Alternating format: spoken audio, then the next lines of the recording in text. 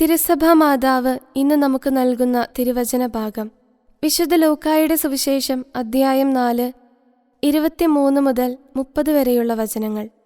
യേശു ദൈവരാജ്യം സ്ഥാപിക്കാനുള്ള തന്റെ ദൗത്യം ആരംഭിക്കുമ്പോൾ സിനഗോഗിൽ വെച്ച് നടത്തുന്ന പ്രസംഗത്തിന് 2 തരത്തിലുള്ള പ്രതികരണങ്ങൾ ഉണ്ടാകുന്നു. കുറച്ചു പേർക്ക് യേശുവിൻ്റെ വചനങ്ങൾ ദൈവകൃപയുടെ വചനങ്ങൾ ആയി അനുഭവപ്പെടുകയും അവർ അത് സ്വീകരിക്കുകയും ചെയ്യുന്നു. മറ്റു ചിലരുടെ പ്രതികരണം വിദ്വേഷത്തിൻ്റെയും അസൂയയുടേതും ആയിരുന്നു.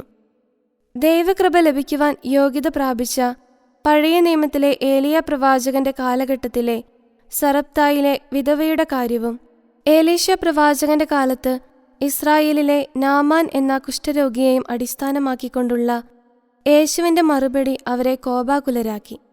ദൈവത്തിനും ദൈവരാജ്യത്തിനും വേണ്ടിയുള്ള നമ്മുടെ പ്രവർത്തനങ്ങളിലും പലതരത്തിലുള്ള പ്രതികരണങ്ങൾ ഉണ്ടാകാം.